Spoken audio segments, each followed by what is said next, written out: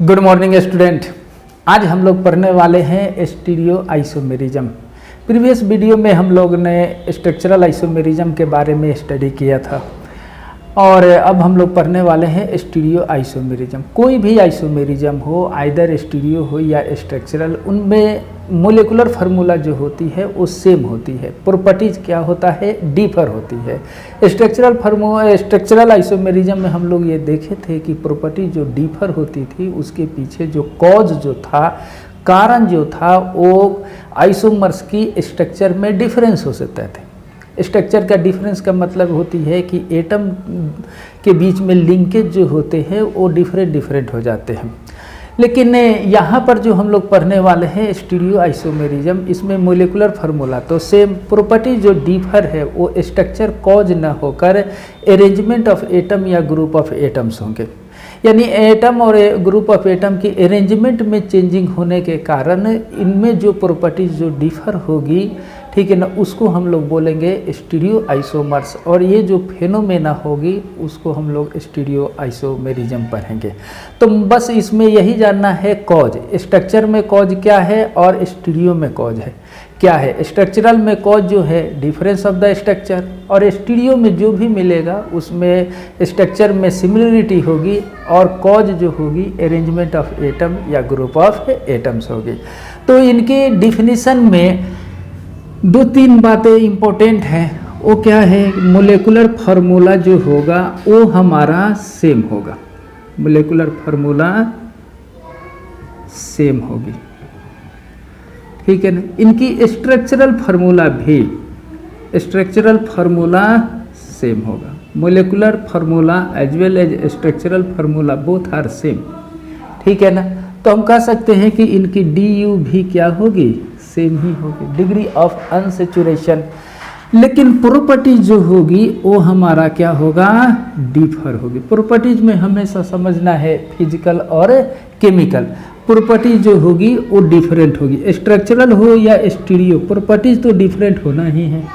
लेकिन इसकी जो कॉज जो होगी प्रॉपर्टीज डिफर होने का, वो क्या होगी, स्ट्रक्चर डिफरेंस नहीं, even arrangement of atoms, arrangement of atoms या group of atoms, group of atoms की अरेंजमेंट में डिफरेंट होना से आपको ये आइसोमर्स मिलेंगे। तो अगर हम इसकी डिफिनीशन लिखें तो उसमें ये चीज़ इन्वॉल्व होना चाहिए, molecular formula same, structural formula same, DU same, properties जो होगी आइदर फिजिकल या केमिकल वो डिफर होगी due to the arrangement of atom या group of atom in 3 dimensional space. तो उस डिफिनीशन को नोट कर देता हूँ, तब तक इसे प्लीज़ नोट करें। ओके, तो यहाँ पर हमने एक डिफिनीशन मेंशन कर दिया है कि those compounds having same molecular formula, same structural formula. तो मोलेकुलर फार्मूला स्ट्रक्चर में तो सेम था, लेकिन यहाँ पर क्या है, same structural formula, but their properties are different. इसमें प्रॉपर्टीज जो है वो डिफरेंट होगा। यहाँ प्रॉपर्टीज में क्या क्या आएंगे, फिजिकल और chemicals, due to the arrangement of atom या group of atom in 3D space. Space में एटम या ग्रुप ऑफ एटम की अरेंजमेंट अलग होगी। तो ऐसे कंपाउंड को क्या कहलाएंगे, वैसे compounds called stereo isomers, stereo isomers. और ये जो फेनोमेना होगी उसको हम लोग कहेंगे stereo isomerism. And this phenomena called stereo isomerism. तो स्टीरियो आइसोमेरिज्म में सिर्फ अरेंजमेंट को चेक करना, अरेंजमेंट डिफर होगा, ठीक है। तो प्लीज इसे नोट करें। ओके, अब हम लोग बात करेंगे क्लासिफिकेशन ऑफ स्टीरियो आइसोमेरिज्म, ठीक है। यानी जितने भी स्टीरियो आइसोमर्स हैं उनको हम 2 पार्ट में पढ़ेंगे। एक को पढ़ेंगे हम लोग configurational, configurational stereo isomerism, S बोले तो स्टीरियो। और दूसरा पार्ट जो है वो हमारा कन्फॉर्मेशनल होगा, कन्फर्मेशनल स्टीरियो आइसोमर्स। ठीक है ना, ओके। तो यहाँ पर देखेंगे कि जो स्ट्रक्चरल आइसोमेरिज्म में पढ़ते थे तो जो भी आइसोमर्स कहलाते थे वो स्ट्रक्चरल आइसोमर्स कहलाते हैं। इसमें कन्फर्मेशनल आइसोमर्स, स्टीरियो आइसोमर्स में जो आइसोमर्स होंगे उसको हम लोग आइसोमर्स को कन्फर्मर्स बोलते हैं। आइसोमर्स जो होंगे उनका नाम जो होगा वो क्या कहलाएगा, कन्फर्मर्स। ओके, ये कन्फर्मर्स दूसरे कन्फर्मर्स में इंटर कन्वर्ट हो जाते हैं। ठीक है ना, ओके। उनमें भी एटम की अरेंजमेंट अलग होती है, ओके। लेकिन एक कन्फर्मर से दूसरे कन्फर्मर में चेंजिंग अपने आप होते हैं। ठीक है ना, और वो कॉज जो होती है due to relative rotation, relative rotation of atoms about a single bond. Single sigma bond के रिस्पेक्ट में रिलेटिव रोटेशन होती है। इसमें डिटेल्स हम लोग आगे पढ़ेंगे। और ये रिलेटिव रोटेशन से अरेंजमेंट डिफर हो जाती है और इस तरह से ये आइसोमर्स मिलते हैं। और इस तरह के आइसोमर्स जो मिलेंगे उसको हम लोग कन्फर्मेशनल कहेंगे। ठीक है ना, और कॉन्फ़िगरेशन में इसमें जो है वो रोटेशन रेस्ट्रिक्टेड होता है। इसमें रोटेशन रेस्ट्रिक्टेड होते हैं और इसमें रोटेशन जो होती है वो फ्री होते हैं। ये रोटेशन रेस्ट्रिक्टेड के कारण ये हमारा कॉन्फ़िगरेशनल आइसोमर्स मिलेंगे। ये खास करके दो पार्ट में हम लोग पढ़ने वाले हैं। एक होता है ज्योमेट्रिकल स्टीरियो आइसोमेरिज्म और दूसरा जो है हम लोगों को पढ़ना है ऑप्टिकल आइसोमेरिज्म या आइसोमर्स। तो एक ये है, दूसरा ये है और ये तीसरा ये है। तो पूरे स्टीरियो आइसोमर्स में 3 यूनिट के बारे में हम लोगों को स्टडी करना है, ज्योमेट्रिकल, ऑप्टिकल और तीसरा जो है कन्फर्मेशनल। इस वीडियो में हम लोग बेसिकली ज्योमेट्रिकल स्टीरियो आइसोमेरिज्म पर फोकस करेंगे। Okay, please note it. अब हम लोग बात करेंगे ज्योमेट्रिकल आइसोमेरिज्म। ज्योमेट्रिकल आइसोमेरिज्म, ठीक है, ये कॉन्फ़िगरेशनल का पहला पार्ट है। इसको हम लोग शॉर्ट में GI बोलते हैं। जी बोले तो ज्योमेट्रिकल, आई का मतलब आइसोमेरिज्म।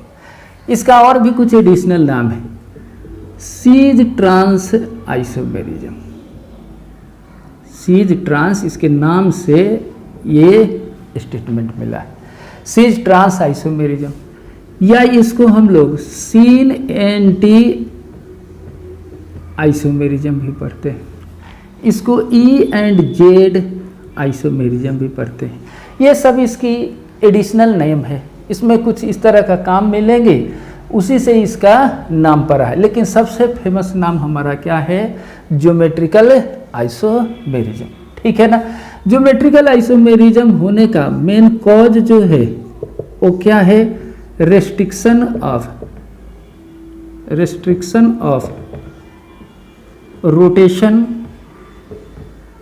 Of atoms. ठीक है ना,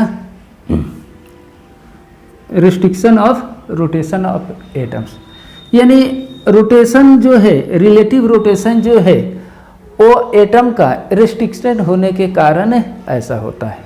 जैसे इसमें कहाँ कहाँ मिलते हैं तो लिखते हैं डबल बॉन्ड सिस्टम में,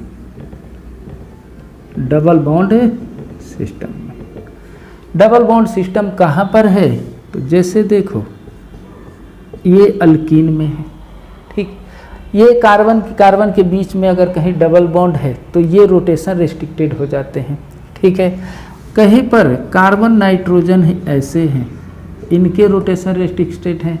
नाइट्रोजन के बीच में अगर ऐसा है तो भी इसमें रिलेटिव रोटेशन रेस्ट्रिक्टेड होते हैं, जिसके कारण ये हमारा ज्योमेट्रिकल आइसोमर्स मिलते हैं। क्योंकि इन पर जो भी सब्स्टिट्यूएंट एटम या ग्रुप ऑफ एटम्स अगर है तो उनकी रिलेटिव रोटेशन नहीं चेंज होगी, क्योंकि ये कार्बन और एक कार्बन के बीच में रिलेटिव रोटेशन चेंज नहीं होगी। तो डिफरेंट अरेंजमेंट से उनके कंपाउंड्स जो मिलेंगे वो डिफरेंट प्रॉपर्टीज शो करेंगे और वो आपस में ज्योमेट्रिकल आइसोमर्स मिलेगा। तो इस वीडियो में अभी इसी पॉइंट पर हम लोग डिस्कस करने वाले हैं। और भी होते हैं जैसे साइक्लिक कंपाउंड में मिलेंगे, ठीक है। तो पहले हम लोग इसकी बात करते हैं, डबल बॉन्ड सिस्टम की। तो प्लीज नोट इट, ओके। जैसे इसका एक एग्जाम्पल बताते हैं अल्कीन में, ठीक, ओपन स्ट्रक्चर अल्कीन में इसका एक एग्जाम्पल लेते हैं 2 कार्बन का, ऐसा अल्कीन। ये अगर ये दोनों कार्बन इस प्लेन में स्टिक है तो ये दोनों जो होंगे बॉन्ड, एक होंगे प्लेन के आउटवर्ड, उसको हम लोग इस हार्ड लाइन से यूज करते हैं, और जो प्लेन के अंदर होते हैं या इनसाइड होते हैं उनको डॉटेड लाइन से करते हैं। यहाँ पर डिफरेंट एटम या ग्रुप ऑफ एटम अगर अरेंज हो जाएं, ठीक है ना, तो इससे ज्योमेट्रिकल आइसोमर्स हमको मिलेगा। कैसे मिलेगा उसे देखेंगे। एग्जाम्पल को देखो, ये और ये डबल बॉन्ड, इसमें सपोज करो कि ए और बी है, इसमें एक्स और वाई एटम या ग्रुप ऑफ एटम अटैच है, ओके। तो यहाँ पर देखें कि एक अरेंजमेंट हम ऐसे लिख देते हैं, ए और ये बी, वाई और एक्स, ऐसे। इन दोनों कंपाउंड को ढंग से देखो। इसको अगर हम फर्स्ट कार्बन बोलें, इसे सेकेंड, तो ये भी फर्स्ट और सेकेंड। फर्स्ट कार्बन पर ए और बी है, इसमें भी ए और बी है। सेकेंड कार्बन पर एक्स वाई है, सेकेंड कार्बन पर एक्स वाई है। तो देखो मोलिकुलर फार्मूला सेम है और इसकी स्ट्रक्चर भी सेम है। क्वेश्चन है कि स्ट्रक्चर सेम कैसे है। तो एक कार्बन एटम पर अगर ए और बी हैं तो इसमें भी ए और बी है। सेकेंड कार्बन पर एक्स वाई भी है तो इसमें भी एक्स वाई है, ठीक है ना। तो दोनों कंपाउंड को हम कहेंगे मोलिकुलर फार्मूला सेम है, स्ट्रक्चरल फार्मूला क्या है वो भी सेम है, ठीक है ना। बस अंतर क्या है, अरेंजमेंट अंतर है। इसमें एक अगर हम एक इमेजिनरी लाइन ऐसे ड्रॉ करें, यानी इसको 2 पार्ट में सेपरेट कर दें, ठीक है ना। तो एक ये प्लेन है, उसको 2 पार्ट में हम सेपरेट करें तो एक साइड में ए के साथ एक्स है और दूसरे साइड में बी के साथ वाई है, ओके। सिमिलरली इनकी भी अगर हम बात करें तो एक साइड में ए के साथ अब वाई है, अब बी के साथ ये एक्स है, ठीक है ना। तो ये क्या है, तो कहेंगे कि अरेंजमेंट चेंज हो गया। अरेंजमेंट क्या हो गया, चेंज हो गया। Molecular formula same, structural formula same है, अरेंजमेंट अलग हो गया। ए के साथ एक्स है, अब ए के साथ वाई है। इसमें बी के साथ वाई था, अब बी के साथ एक्स है। सिर्फ अरेंजमेंट में चेंजिंग हो गया, जिसके कारण इनकी प्रॉपर्टीज और इनके प्रॉपर्टीज में डिफरेंसेस आने लगे और इस तरह से ये हमारा ज्योमेट्रिकल आइसोमर्स कहलाएगा। ये तो स्टीरियो आइसोमर्स है, ठीक है ना। रोटेशन इसमें रेस्ट्रिक्टेड है, आप इसको इसे यू टर्न करके यानी इसको चेंज नहीं कर सकते, इसे भी नहीं चेंज कर सकते। यानी इसको आप ऐसे रोटेट कर दें तो ये हो जाएगा, लेकिन रिलेटिव रोटेशन इसमें क्या है, रेस्ट्रिक्टेड है। रेस्ट्रिक्टेड होने के पीछे रीजन देख लो, ये फर्स्ट कार्बन है, ये सेकंड है, यहाँ पर एक्स वाई लिख दो, यहाँ पर हमारा ए और ये बी है। ये इस तरह से हमारा ये पाई बॉन्ड है। पाई बॉन्ड बनाने के लिए 2 अनहाइब्राइड ऑर्बिटल ऐसे रहते हैं, ये दोनों को लेटरल ओवरलैपिंग से ये बना रहता है, ठीक है ना। तो 2 एटम के बीच में अगर सिंगल बॉन्ड है तो रोटेशन पॉसिबल है। जैसे ये डबल ट्रिपल बॉन्ड होते हैं, रिलेटिव रोटेशन क्या है, रेस्ट्रिक्टेड हो जाता है। जैसे इन दोनों को देखो, ये मार्कर और कैप है, अगर ये इस तरह से इनके बीच में एक बॉन्ड बनता है, साउंड आया, कुछ बॉन्ड बन गया, ये सिंगल बॉन्ड है। अब ये रिलेटिव रोटेशन यहाँ पर पॉसिबल है, ठीक है ना। ये एक दूसरे के रिस्पेक्ट में क्लॉकवाइज वाइज और एंटी क्लॉकवाइज रोटेट कर सकते हैं। तो दो एटम के बीच में सिंगल बॉन्ड है तो रिलेटिव रोटेशन पॉसिबल है। लेकिन अगर ये में एक और बॉन्ड बन जाए, यानी इस तरह से दो बॉन्ड बन जाए, तो अब एक के रिस्पेक्ट में दूसरा रिलेटिव रोटेशन नहीं कर सकता। इसमें अगर एक थंब ऐसे है तो हम ऐसे घुमा के इसको नीचे नहीं कर सकते। कब कर सकते हैं? जब एक बॉन्ड को तोड़ेंगे तब रोटेट होगा, तब ऐसे बनेगा। तो इसका मतलब ये है कि ये रिलेटिव रोटेशन इस पाई बॉन्ड के कारण नहीं टूटेगा, ठीक है ना। अगर हमको ये बॉन्ड को ब्रेक करना होता है तो हमको इसको पहले रोटेट क्या होता है, एनर्जी देना पड़ता है। लगभग ये एक 25 किलो जूल पर मोल अमाउंट अगर हम देते हैं तो ये पाई बॉन्ड क्या होता है, ब्रेक होता है। और पाई बॉन्ड ब्रेक होकर हमारा कुछ इस तरह से ये बॉन्ड बनेगा, यानी ए और बी, यहाँ एक्स और वाई। अब ये सिंगल बॉन्ड हो गया। अब रिलेटिव रोटेशन पॉसिबल होकर ये इस तरह से अब बन सकता है, ठीक है ना। तो यहाँ पर बिना बॉन्ड को ब्रेक किए और रोटेशन अगर होगी तभी जाकर ये इनमें कन्वर्ट होगा। अगर हम इसको बॉन्ड ब्रेक नहीं करेंगे तो ये और ये दोनों इंडिपेंडेंट है, ये दोनों अलग अलग आइसोलेटेड फॉर्म में रहते हैं। इनकी प्रॉपर्टीज अलग है, लेकिन इनमें मोलिकुलर फार्मूला सेम है, स्ट्रक्चरल भी सेम है। अरेंजमेंट डिफर होने के कारण प्रॉपर्टी चेंज है, इसलिए ये आपस में क्या कहलाएंगे, स्टीरियो आइसोमर्स। और यहाँ पर ये कॉन्फ़िगरेशनल का ज्योमेट्रिकल आइसोमर्स कहलाएंगे। Okay, please note it. इसकी इसेंशियल कंडीशन बताना चाहता हूँ। इसेंशियल कंडीशन क्या है? अगर ये कार्बन कार्बन के बीच में डबल बॉन्ड है, ओके, अगर डबल बॉन्ड है तो ये sp2 हाइब्रिडाइज है, ये भी हमारा क्या है, sp2 है, प्लेनर है।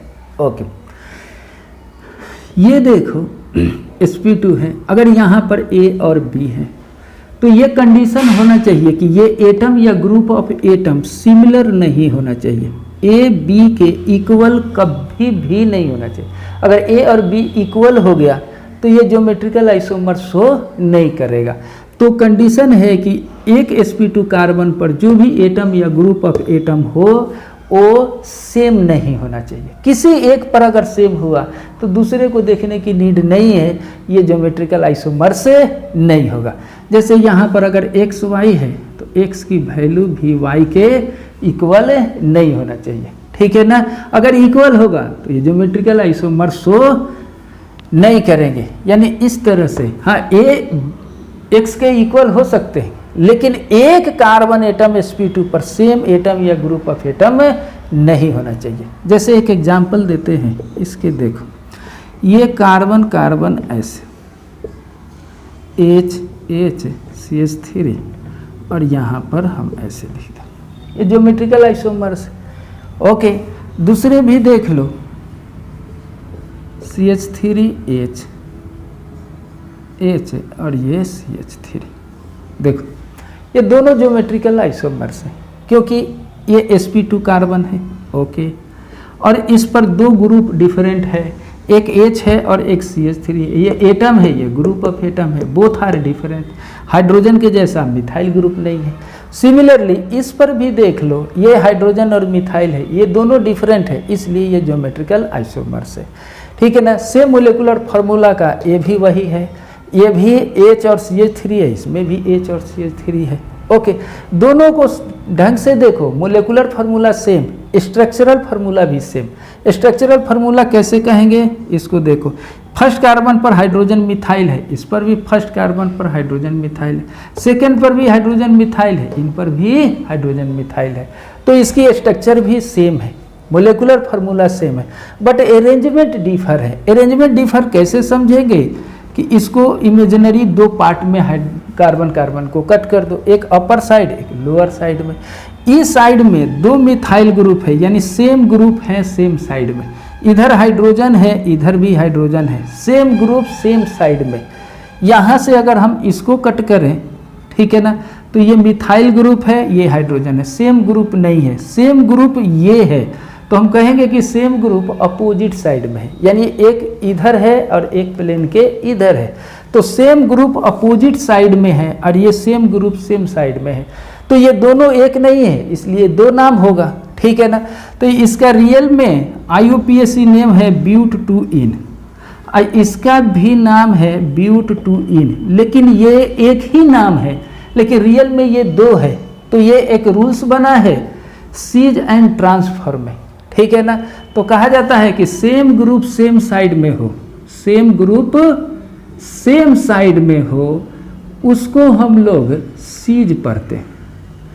सेम ग्रुप वही अपोजिट साइड में हो तो उसको हम लोग ट्रांस पढ़ेंगे, यानी सीज प्रफिक्स और ट्रांस प्रफिक्स पहले लगा देंगे। तो ये हमारा सीज टू ब्यूटीन पढ़ेंगे और इसको हम लोग ट्रांस टू ब्यूटीन पढ़ेंगे, ठीक है ना। ओके, इसीलिए इस ज्योमेट्रिकल आइसोमेरिज्म को सीज ट्रांस आइसोमर्स भी बोलते हैं। प्लीज इसको नोट करो। ओके ओके, यहाँ पर भी एक एग्जाम्पल दिए हैं। ये दो कार्बन है, हाइब्रिडाइजेशन sp2, ये भी sp2। ये ज्योमेट्रिकल आइसोमेरिज्म शो करते हैं। तो इसमें देखो कि इस पार्टिकुलर कार्बन sp2 पर सेम ग्रुप नहीं होना चाहिए। ये हाइड्रोजन, ये एसिटिक ग्रुप फंक्शनल ग्रुप है, तो ये हमारा डिफरेंट है, ठीक है ना। ये कार्बोक्सिलिक एसिड का फंक्शनल ग्रुप, ये हाइड्रोजन, बोथ आर डिफरेंट, इसलिए ये ज्योमेट्रिकल आइसोमर्स है। ओके, यहाँ पर भी देखो सेम ग्रुप को चेक करना है, तो देखो ये और ये सेम ग्रुप है और ये प्लेन के एक साइड में है, तो सेम ग्रुप सेम साइड, इसलिए ये सीज फॉर्म में है, ठीक है कि नहीं। जो भी एसिड है वो सीज फॉर्म में है और इसको हम लोग कॉमन नेम मैलिक एसिड पढ़ते हैं। याद रखना, these are the famous carboxylic acid, ये मैलिक एसिड है। अगर इसी का एक ट्रांस हम बना दें, ठीक है, COOH, ये COOH और यहाँ पर H और ये H, ठीक है ना। ये किस फॉर्म में है? ट्रांस फॉर्म में है, तो इनको हम ट्रांस फॉर्म में है, तो इसको हम फ्यूमेरिक एसिड बोलते हैं, ठीक है ना। ये हमारा मैलिक एसिड है, these are the fumaric acid. ये दोनों आपस में ज्योमेट्रिकल आइसोमर्स कहलाएंगे। तो प्लीज इसको नोट करो। आप इसे भी देख लो, ये Cl लिख दे, H लिख दे। इसका IUPAC नेम है 1,2-डाइक्लोरोइथीन, और एक दूसरा भी हम ऐसे लिख दें, ये भी 1,2-डाइक्लोरोइथीन। ये भी ज्योमेट्रिकल आइसोमर शो करेंगे, क्योंकि आप देखो ये sp2 कार्बन, ये भी sp2 कार्बन, इस sp2 कार्बन पर सेम ग्रुप नहीं होना चाहिए। H और Cl डिफरेंट है, यहाँ पर भी HCl डिफरेंट है, ये भी वही है। Molecular formula same, structure same. Structure में देख लो, इस कार्बन पर हाइड्रोजन क्लोरीन है, इन पर भी हाइड्रोजन क्लोरीन है, ये भी हाइड्रोजन क्लोरीन है, ये भी है, सिर्फ अरेंजमेंट क्या है, डिफर है। यहाँ पर देखो सेम ग्रुप सेम साइड में है, तो ये cis same group different size में है, ये हाइड्रोजन इस साइड में है, तो इनको हम क्या बोलेंगे, ट्रांस। और इसका IUPAC नाम क्या है, 1,2-डाइक्लोरोइथीन। और इसका भी नाम क्या हो जाएगा, 1,2-डाइक्लोरोइथीन, ठीक है ना। और ये हमारा सीज फॉर्म में होगा। प्लीज इसको नोट करो। अब कुछ एग्जाम्पल देखो, ये चेक करो कि सीज है कि ट्रांस है। CH3, H, ये Cl और यहाँ पर H। ओके, एक ये कर दो, दूसरा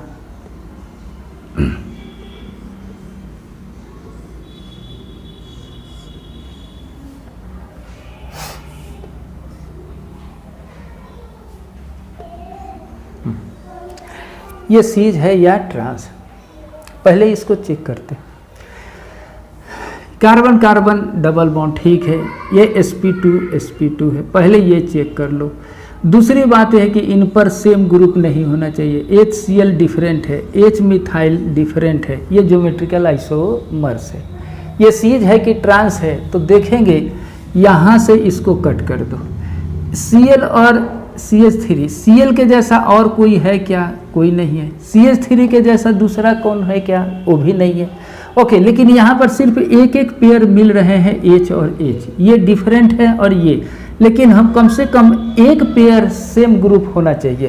तो एक ही पेयर है, सेम ग्रुप है, सेम साइड में है, तो जो भी होंगे वो सीज फॉर्म का होगा। ठीक है ना। इसका नाम अगर हमको लिखना है तो 1 क्लोरो प्रोप 1 इन, इसका नाम हो जाएगा 1 क्लोरो प्रोप 1 इन। इसका ये, लेकिन किस फॉर्म में है? तो ये सीज है। यहाँ पर देख लो, ये हमारा मिथाइल है, ये यहाँ का मतलब है 2 कार्बन है, तो ये इथाइल और ये 1 कार्बन मिथाइल। अगर किसी को नहीं लिखने आए तो पूरा लिख दो। sp2 है, डिफरेंट ग्रुप है, ये है। यहाँ पर मिथाइल आइसोप्रोपाइल, ये भी डिफरेंट है। ये आइसोप्रोपाइल के जैसा दूसरा नहीं है, इथाइल के जैसा दूसरा नहीं है, लेकिन ये मिथाइल और ये मिथाइल सेम ग्रुप है। तो कम से कम एक भी पेयर अगर मिले तो वो हमारा सी ट्रांस में लिख सकते हैं। सेम पेयर अपोजिट डायरेक्शन में, इसलिए ये हमारा कौन फॉर्म है? ट्रांस। जो भी नोमेनक्लेचर होगा उसके पहले हम क्या कर देंगे? ट्रांस लिख देंगे। Please note it. अभी हम लोग बात कर रहे थे कि ज्योमेट्रिकल आइसोमर्स में क्या है कि मोलेकुलर फार्मूला सेम, इनकी स्ट्रक्चरल फार्मूला सेम है, एक दूसरे के में रिलेटिव रोटेशन रेस्ट्रिक्टेड होते हैं, इसलिए जो भी एटम या ग्रुप ऑफ एटम अटैच होते हैं वो डिफरेंट डायरेक्शन में होते हैं, और यही डिफरेंट डायरेक्शन कॉज करते हैं इनकी प्रॉपर्टीज डिफर होने पर। ठीक है ना। तो कुछ प्रॉपर्टीज की बात हम लोग करेंगे कि सीज और ट्रांस में क्या क्या बेसिक प्रॉपर्टीज में डिफरेंस आती है। तो उसकी हेडिंग लिखेंगे हम लोग distinction between cis and trans isomers. Cis और ट्रांस आइसोमर्स के बीच में क्या डिफरेंसेस है प्रॉपर्टीज में, उसकी बात करेंगे। इसमें पहले बात करेंगे हम लोग डाइपोल मोमेंट की, डाइपोल मोमेंट का। ठीक है ना। दूसरी बात करेंगे melting point and boiling point का। ठीक। और बात करेंगे सोलुबिलिटी का। ओके, ठीक है। ये 3-4 चीज़ पर हम लोग डिस्कस करेंगे। यानी जो सीज ट्रांस है उनकी डाइपोल मोमेंट अलग होती है, उनकी मेल्टिंग पॉइंट अलग होती है, उनकी बॉइलिंग पॉइंट अलग होती है, उनकी सोलबिलिटी जो होती है वो क्या होती है? अलग अलग होती है। ये खास करके फिजिकल प्रॉपर्टीज़ पर हम लोग डिस्कस करेंगे कि ये क्या है। तो बात करते हैं पहले डाइपोल मोमेंट की। तो डाइपोल मोमेंट की एक अलग वीडियो है, ठीक है, थोड़ा लंबा चौड़ा 1 घंटा की है, लेकिन उसका शॉर्ट फॉर्म में बताता हूँ कि डाइपोल मोमेंट एक वेक्टर क्वांटिटी होती है। नाम से ही क्लियर है कि इसमें डाइपोल होना चाहिए, यानी 2 एटम के बीच में इलेक्ट्रोनेगेटिविटी डिफरेंस होगा तो एक डाइपोल होगा। इसकी मैग्नीट्यूड जो होती है चार्ज मल्टीपल डिस्टेंस, चार्ज ज़्यादा होगी हमारा डाइपोल मोमेंट की वैल्यू ज़्यादा होगी, डिस्टेंस ज़्यादा होगी वो भी ज़्यादा होगी। ठीक है ना। और ये एक वेक्टर क्वांटिटी है, और केमिस्ट्री में जब भी पढ़ते हैं तो इस डाइपोल मोमेंट की डायरेक्शन पॉजिटिव टू नेगेटिव की ओर होता है। ठीक है ना। किसी मॉलिक्यूल्स की अगर डाइपोल मोमेंट अगर हमको निकालना है तो उस पर जितने भी वेक्टर यूनिट है उनको एडिशंस हम कर देंगे तो वो हमारा क्या कहलाएगा? रिजल्टेंट। अगर डाइपोल मोमेंट की वैल्यू 2 ही हो सकता है, या तो 0 या ग्रेटर देन 0। अगर 0 आ गया नेट डाइपोल मोमेंट तो वो नॉन पोलर मोलिक्यूल्स कहलाएगा। अगर वो 0 नहीं हुआ तो वो हमारा पोलर मोलिक्यूल्स कहलाएंगे। ठीक है ना। तो ये शॉर्ट में हमने बता दिया कि डाइपोल मोमेंट क्या है। ओके। और उसके बाद हम लोग बात करेंगे इनकी बॉइलिंग पॉइंट की। तो बॉइलिंग पॉइंट जो है वो डिपेंड करता है किस चीज़ पर? डाइपोल मोमेंट पर। ठीक है ना।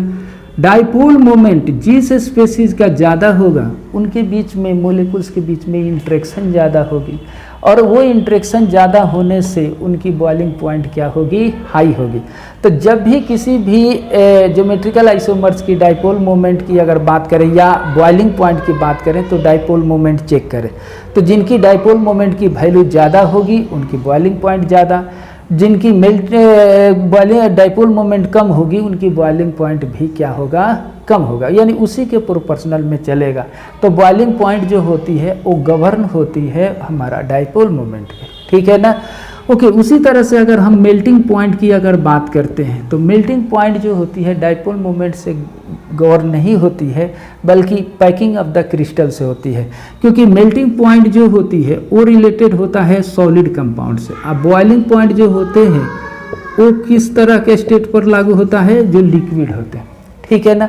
तो लिक्विड में डाइपोल मोमेंट प्रीडोमिनेंट होता है, लेकिन सॉलिड में हमारा पैकिंग प्रीडोमिनेंट होता है, यानी ये क्रिस्टलाइन पैक्ड होते हैं, यानी क्रिस्टलाइन पैकिंग होती है। और जिनकी बेटर पैकिंग हो यानी क्लोजनेस ज़्यादा हो वो बेस्ट पैकिंग होगा। अब बेस्ट पैकिंग है तो उसको मेल्ट करने में हमको ज़्यादा एनर्जी की नीड होगी, तो उसकी मेल्टिंग पॉइंट क्या होगी, ज़्यादा होगी। यानी हम कहेंगे कि जिसका बेस्ट पैकिंग होगा, ठीक है कि नहीं, उनकी मेल्टिंग पॉइंट जो होगी वो ऐसे होगी, ठीक है ना। जो लूजली पैक्ड होंगे, ठीक है, उनकी मेल्टिंग पॉइंट जो होगी वो क्या होगी, कम होगी। तो हमेशा मेल्टिंग पॉइंट जो होगी वो किससे गवर्न होगी, तो उनके पैकिंग से। सेम टू सेम सोल्युबिलिटी की अगर हम लोग बात करें, सोल्युबिलिटी की बात करें तो सोल्युबिलिटी जो होती है वो भी पैकिंग पर डिपेंड करती है। जो बेस्ट पैक्ड होंगे उसकी सोल्युबिलिटी क्या होगी, कम होगी, वो जल्दी डिजॉल्व नहीं हो पाएंगे, ठीक है ना। जिनकी वर्स्ट पैकिंग होगी या लूजली पैक होंगे उनकी हमारा सोल्युबिलिटी क्या होगी, ज़्यादा होगी। यानी हम कहेंगे कि बेस्ट पैकिंग की अगर हम बात करें, ठीक है ना, तो उसकी सोल्युबिलिटी जो होगी वो क्या होगी, कम होगी, कम सोल्यूबल है, ठीक है ना। जो स्पेसीज लूजली पैक्ड होंगे, ठीक है ना, वो हमारा मोर सोल्यूबल होगा, यानी सोल्यूबिलिटी उसकी क्या होगी, ज़्यादा होगी। यही कंसेप्ट पर हम लोग कंपेयर कर सकते हैं। तो प्लीज़ इसको नोट करो, कुछ एग्जांपल देते हैं उनकी, ये तीनों चेक करते हैं। ओके, जैसे एक एग्जांपल देते हैं 1,2-डाइक्लोरो इथीन की, इस तरह से ये सीज फॉर्म में है और ये हमारा ट्रांसफॉर्म में, ओके, ऐसा।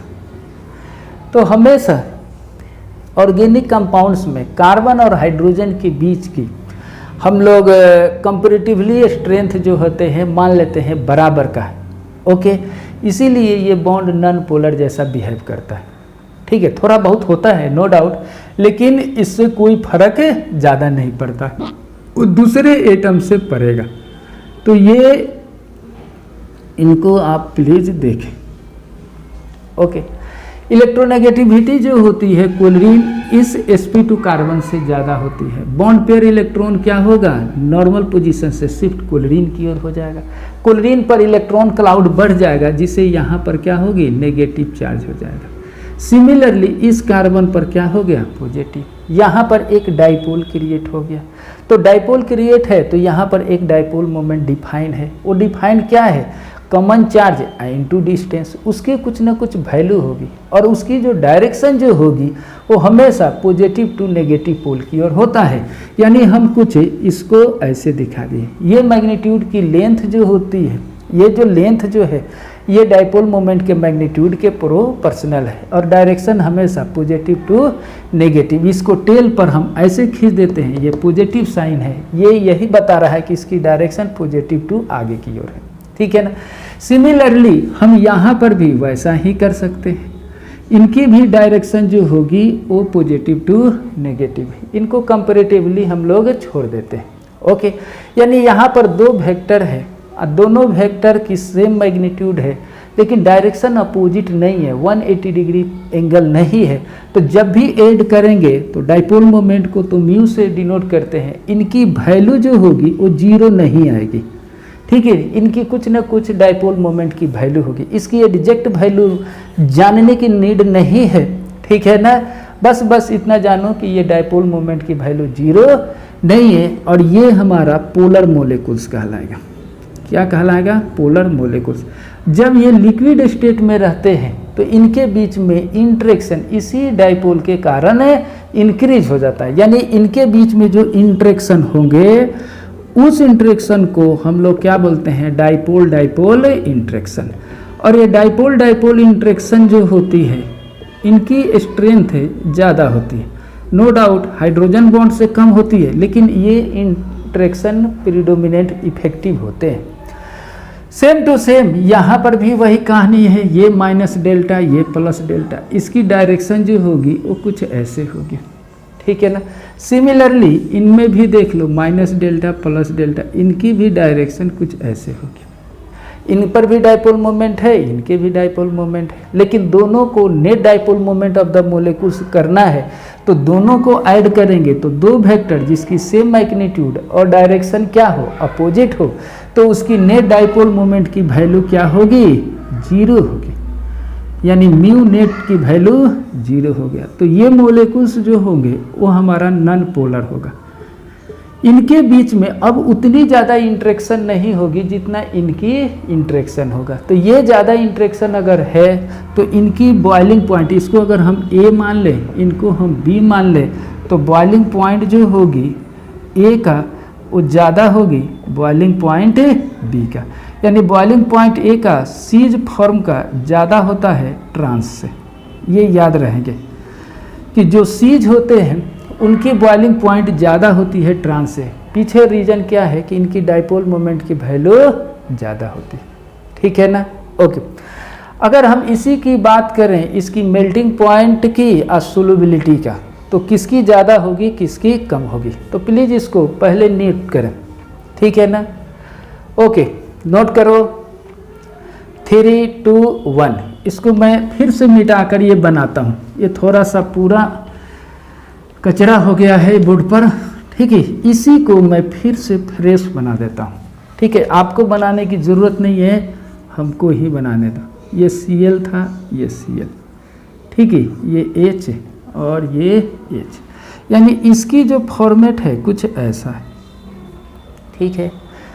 और यहाँ पर हम लोग देखें कुछ इस तरह से, ये Cl, ये Cl, H और ये H, इसकी फॉर्मेट को बनाएं तो कुछ हमको ऐसा रहेगा, ठीक। अब सपोज करो कि इस तरह से ये हमारा यू शेप का है, ठीक है कि नहीं। ओके, ये इस डिजाइन का है, तो इस तरह के अगर हमारे पास बहुत से रड हो और उसको कहें कि पैकिंग करो एक दूसरे पर, कुछ देर के लिए इसको हटा देते हैं, ऐसे बहुत है, तो क्या हम इसके अंदर पैक कर सकते हैं। इसमें अंदर वही पैक होगा जिनकी साइज डिक्रीज होगी लगातार, लेकिन सेम साइज वाले इस तरह का पैकिंग नहीं हो सकते, नॉट पैक्ड हो सकते, ठीक है ना। और ये हमारा पैक जो होगा वो क्लोजली नहीं होगा, लेकिन इस तरह के इनमें जो होंगे वो हमारा सेम लेंथ का इस तरह से पैकिंग हो सकते हैं। जैसे चेयर देख रहे हैं, प्लास्टिक का जो भी चेयर आता है वो एक ही जगह पर 10 चेयर को एक दूसरे के ऊपर रख सकते हैं, वो एक दूसरे को एकदम पूरे कवर करते हैं क्योंकि उसकी डिज़ाइन कुछ इस तरह से है। तो जो ट्रांस होते हैं उनकी बेस्ट पैकिंग होती है, ठीक है ना। तो पैकिंग बेस्ट होने के कारण इनकी स्ट्रेंथ जो होगी, ठीक है ना, वो हमारा ज़्यादा होगी। ये पूरे मजबूत होंगे, पूरे स्ट्रांग होंगे, और इनको अलग करने में एनर्जी ज़्यादा जरूरी होगी, ठीक है ना। ये किस फॉर्म में रहते हैं, जब सॉलिड में रहते हैं, यानी ये क्रिस्टलाइन फॉर्म में रहते हैं। नो डाउट ये भी क्रिस्टलाइन है, लेकिन ये बेस्ट पैकिंग है, और इसको हम लोग एक साथ रखेंगे तो ये लूजली पैक्ड होगा। और जब लूजली पैक्ड होगा तो इसको अलग करना आसान है, कम ही एनर्जी में ये अलग हो जाएगा। तो ये जो सीज है और ये हमारा क्या है, ट्रांस, तो इनको अलग करना टफ है, इनको आसान है। तो इसकी कह सकते हैं कि मेल्टिंग पॉइंट जो है वो ट्रांस का ज़्यादा होती है मेल्टिंग पॉइंट सीज से। लेकिन इसी के पहले जो हम लोग सीखे थे कि बॉइलिंग पॉइंट जो होती है वो सीज का ज़्यादा होती है ट्रांस से। तो बॉइलिंग पॉइंट लिक्विड है, और लिक्विड में जो है उसमें पैकिंग नहीं होती है इस तरह का, वो अलग रहते हैं। और उस समय जो इफेक्टिव होती है उनकी डाइपोल डाइपोल इंटरेक्शन होती है, और सीज में डाइपोल डाइपोल इंटरेक्शन है, इसलिए इनकी बॉइलिंग पॉइंट इनसे ज़्यादा है। लेकिन मेल्टिंग पॉइंट सॉलिड से होते हैं, इनके मोलिकुल्स को सॉलिड होने के लिए पहले पैक्ड होना है, तो बेस्ट पैकिंग ये है, तो इनकी हम लोग का मेल्टिंग पॉइंट ज़्यादा होगी ट्रांस का सीज से। इसी से रिलेटेड है हम लोग का सोलुबिलिटी। सोलुबिलिटी जो होती है, इस सॉलिड सब्सटेंस का सोलुबिलिटी हमको चेक करना है, ठीक है ना। तो कौन ज़्यादा मोर स्ट्रांगली है पैक्ड, ये है, तो इसकी हम लोग का सोलुबिलिटी क्या होगी, कम होगी। जो पूरे टाइटली बाउंडेड है, जैसे एक नमक को आप पानी में डाल दो, एक स्टोन को पानी में डाल दो, तो पानी जल्दी नमक जल्दी सोलूबल हो जाएगा, स्टोन जल्दी नहीं होगा, क्योंकि वो टाइटली पैक्ड होते हैं। तो इसकी अर्थ ये है कि सोलुबिलिटी की अगर हम लोग बात करें तो सी ट्रांस जो होती है वो हमारा मोर पैक्ड होता है, ठीक है कि नहीं, और ये हमारा सीज जो है वो लूजली पैक्ड होते हैं, ठीक है ना। जब मोर पैक्ड होगा तो उसकी सोलबिलिटी क्या होगी, कम हो जाएगी, डिक्रीज हो जाएगी, और इसकी लूजली पैक्ड है उनकी सोलबिलिटी क्या होगी, इंक्रीज। यानी अगर हम कहें सोलबिलिटी अगर देखें तो सीज का ज़्यादा होता है ट्रांस से, ठीक। तो किसी भी पार्टिकुलर सी ट्रांस के रिस्पेक्ट में आप बता सकते हो कि किसकी डाइपोल मोमेंट ज़्यादा है, मेल्टिंग पॉइंट ज़्यादा है, बॉइलिंग पॉइंट ज़्यादा है, और सोलुबिलिटी किसकी ज़्यादा और कम है, तो ये लिख सकते हैं, प्लीज़ नोट इट।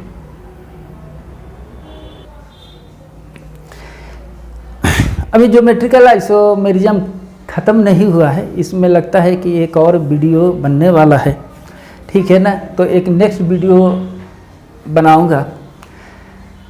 यहाँ पर देखो सीख रहा हूँ nomenclature E and Z system, यानी सी ट्रांस कुछ लिमिट तक यूज करते हैं, लेकिन सभी ज्योमेट्रिकल आइसोमेर्स का सीज ट्रांस में हम लोग नेमिंग नहीं कर सकते। जैसे कुछ एक स्टैंडर्ड एग्जांपल दिया जाता है, जैसे यहाँ पर चारों हैलोजन लगा दो, ब्रोमीन और आयोडीन, ठीक है ना।